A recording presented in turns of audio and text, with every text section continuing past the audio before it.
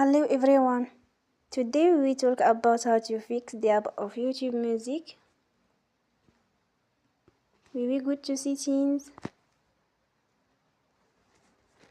Then we click on apps. After that you will search the app YouTube Music and you will click. Then you will on for stop. After that you will go to storage.